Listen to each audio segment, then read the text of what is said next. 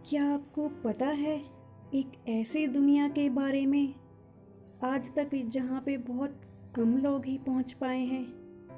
तो चलिए आज मैं आपको ले चलती हूँ एक ऐसी दुनिया में।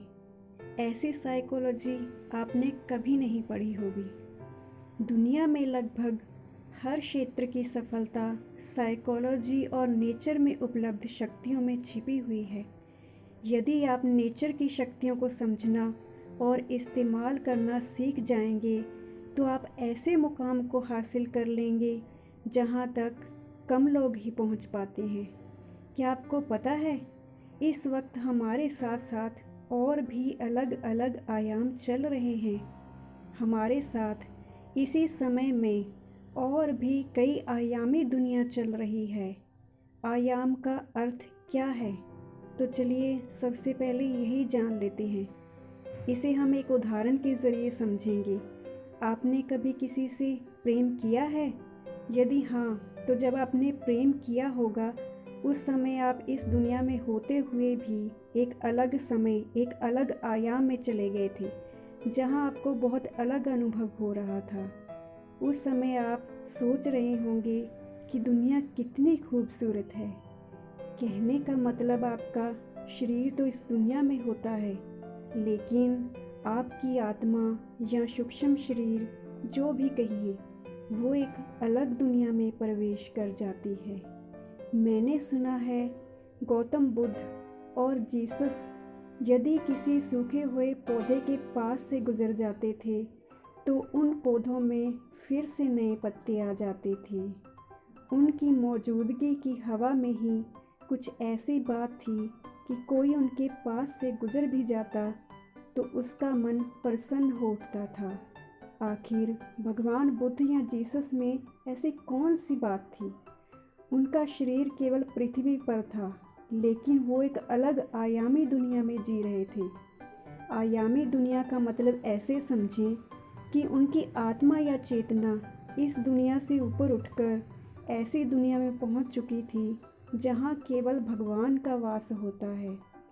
आपका दिमाग अगर घर बैठे कश्मीर की यात्रा कर ले तो आप वहां की पूरी जानकारी दे सकते हो। उसी तरह भगवान बुद्ध और जीसस थे और उस दुनिया की लाई हुई खबर, ज्ञान हम सबको सुनाते थे। उस अलग आयामी दुनिया में जब हमारी आत्मा या सूक्ष्म शरीर पहुंचता है तो हमारे जीवन में बड़े बड़े चमत्कार होने लगते हैं। आपके शब्दों में उस अलग दुनिया से आई फीलिंग होगी जो आपको सुनने वाले को ज़रूर महसूस होगी। इसके पीछे एक साइकोलॉजी निकलती है, उसे समझने की कोशिश करें। आप जिस फीलिंग के जिस काम को करोगे आपको वो फीलिंग, वो एनर्जी दूसरों को भी महसूस होगी। आप जिस फीलिंग के साथ जिस शब्द को लिखेंगे वही फीलिंग उसे पढ़ने वाले को भी महसूस होगी। दिन में कई बार अनजाने में ऐसा होता है जब आप एक अलग दुनिया में प्रवेश कर जाते हो और आपको कुछ अलग ही महसूस होता है। एक नॉर्मल पर्सन जीवन भर शरीर और मन के तल से ऊपर नहीं उठ पाता। वो कभी किसी दूसरे आयाम में प्रवेश नहीं कर पाता। योग साधना, ध्यान के ज़रिए हमारी बुद्धि का विकास होता है और मन शांत होने पर हमारी आत्मा अलग अलग आयामों में प्रवेश करने के लायक बन पाती है। आपको सच में बुद्धिमान बनना है, दुनिया की चमत्कारी शक्तियों को समझना है तो हर दिन योग, मेडिटेशन करने की आदत डालें। जितना आपका ध्यान फोकस बढ़ेगा उतने ही आप बुद्धि में मौजूद अलग अलग स्थितियों में प्रवेश कर पाएंगे। जब आपकी बुद्धि, आत्मा अलग अलग आयामी दुनिया में प्रवेश करेगी और उस समय आप कोई कार्य करेंगे या बात करेंगे या कुछ भी करेंगे तो वो काम अलग लेवल का होगा।